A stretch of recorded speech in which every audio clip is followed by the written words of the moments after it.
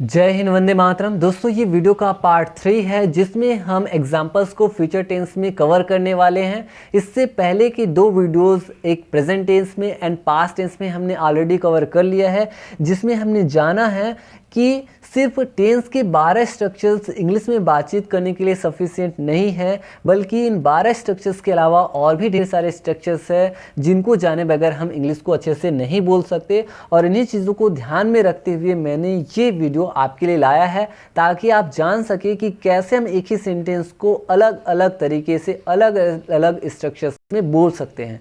तो दोस्तों, स्टार्ट करते हैं हमारा आज का वीडियो।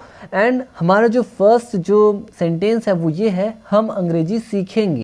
अभी जो है फ्यूचर इंडेफिनिट टेंस में है, फ्यूचर सिंपल टेंस में है। तो यहाँ पे हम विल या फिर शैल का यूज़ करते हैं।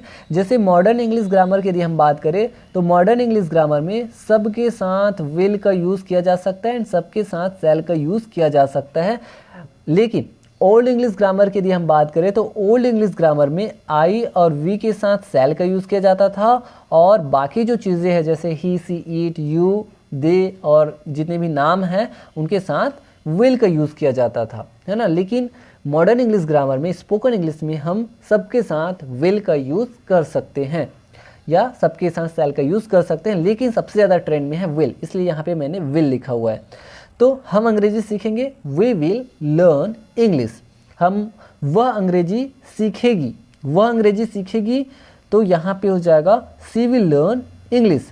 वह अंग्रेजी सीखेगी ना, वह अंग्रेजी सीखेगी ना, सी विल लर्न इंग्लिश वॉन्ट सी। ये क्या है? क्वेश्चन टैग है, ठीक है। और भी एग्जांपल्स देखते हैं। वह अंग्रेजी सीखती तो होगी, सी विल डू लर्न इंग्लिश। वह अंग्रेजी सीखती तो होगी, सी विल डू लर्न इंग्लिश। वह अंग्रेजी सीखती रहेगी। यहाँ पे हम देखिए विल डू का यूज़ किए हैं। जैसे प्रेजेंट टेंस में किसका यूज़ किए थे? डू का एंड डस का यूज़ करते थे। पास्ट में हम डिड का यूज़ करते थे, लेकिन यहाँ पे हम विल डू या फिर शैल डू का यूज़ करते हैं। ये भी क्या है? एम्फेटिक सेंटेंस है, जोर दे करके कहना। वह अंग्रेजी सीखती तो होगी, ठीक है, या वह अंग्रेजी सीखेगी ही, ऐसा। वह अंग्रेजी सीखती रहेगी यानी कंटिन्यू जारी रखेगी, she will keep on learning English, she will keep on learning English.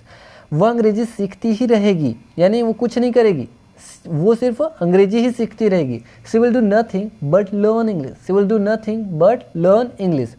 वही तो अंग्रेजी सीखेगी यानी कोई नहीं, सिर्फ वही अंग्रेजी सीखेगी, तो only she will learn English, only she will learn English. वह अंग्रेजी सीखा करेगी, सीखा करेगी यानी आदत को बताया जा रहा है कि वो फ्यूचर टेंस में यानी भविष्य में वो अंग्रेजी सीखा करेगी आदतन, यानी इस तरह से उसकी हैबिट रहेगी, हैबिचुअल एक्शन। तो she will be used to learning English, she will be used to learning English. वह अंग्रेजी सीख पाएगी, यहाँ पे हम एबिलिटी को दिखा रहे हैं, तो she will be able to learn English, उसकी क्षमता दिखा रहे हैं कि वो अंग्रेजी सीख पाएगी, she will be able to learn English. वह अंग्रेजी सीख सकेगी, तो सीख पाएगी या सीख सकेगी, या कम कॉन्फिडेंस हो या फुल कॉन्फिडेंस हो, फ्यूचर टेंस में दोनों के लिए सेम है, she will be able to learn English, ठीक है। उसे अंग्रेजी सीखनी होगी या उसे अंग्रेजी सीखनी पड़ेगी, मजबूरी दिखा रहे हैं, कंपल्सन दिखा रहे हैं, तो यहाँ पे हो जाएगा she will have to learn English. Will have to या फिर शैल हैव टू का यूज़ करते हैं फ्यूचर टेंस में। वो अंग्रेजी सीखने वाली होगी यानी हम यहाँ पे बता रहे हैं कि वो ऐसा करने वाली होगी, है ना।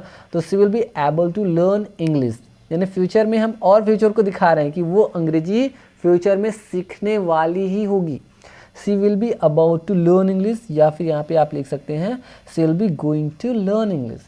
तो इस तरह से दोस्तों फ्यूचर टेंस में भी हमने एग्जाम्पल को अच्छे से कवर कर लिया है। आने वाले वीडियोस में हम हर एक स्ट्रक्चर्स को एकदम अच्छे से, एकदम डिटेल में समझेंगे, टेंस को अच्छे से समझेंगे।